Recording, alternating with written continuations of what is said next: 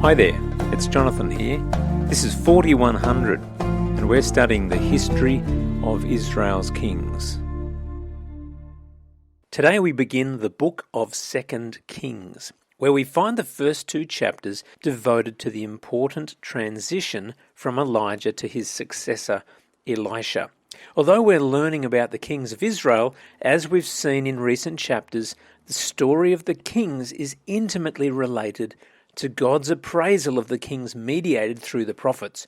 Elijah trained Elisha, whose ministry lasted 50 years after Elijah went to heaven. Where Elijah the prophet's ministry was marked by judgment, law and severity, on the whole, Elisha's was marked by grace, love and tenderness. As per usual, the next two chapters are an interesting read. Ahaziah's great sin was that rather than consult the Lord of all the earth and the covenant God of Israel, he preferred to go to the Philistine god Baal-zebub, literally Lord of the Flies. Elijah in 1:4 is told to tell the king that he will indeed die in his bed after his recent fall through the lattice of his upper room, the reason for his death being his idolatrous ways more so than the result of his injuries.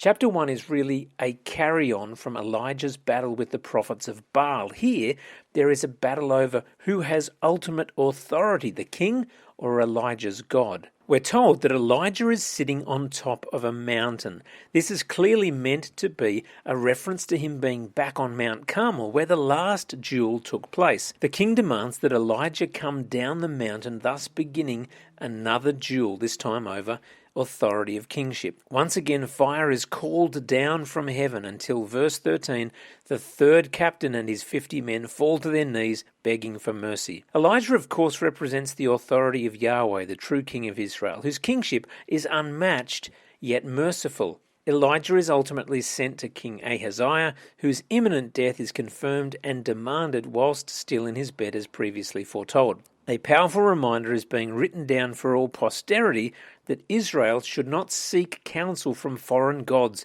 in favour of the one true God. He or she who has ears to hear, let them hear. There were 48 years from King Omri to Ahab to Ahaziah to Joram, none of whom did right in the sight of the Lord. Chapter 2 explains the important transition of authority from Elijah to Elisha. The key to understanding all of these vignettes along the way is that Elijah and Elisha represent Moses and Joshua of old. The transition of Elijah to Elisha is built around events that mirror the transition of Moses to Joshua.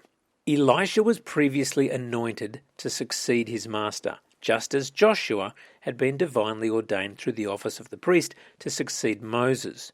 The miraculous crossing of the Jordan, which happens in 2:8, is exactly what Joshua did with the people of Israel. The presence of the Lord at Gilgal in chapter 2, verse 1, mirrors Joshua 4:19 with Joshua's altar of stones to the Lord. Next, Elisha travels to Bethel, just like Joshua, and then finally to Jericho. If you head east from Jericho, you come to the Jordan River, and straight up from there is Mount Nebo, which means the ascension of Elijah to heaven is the same location where Moses died.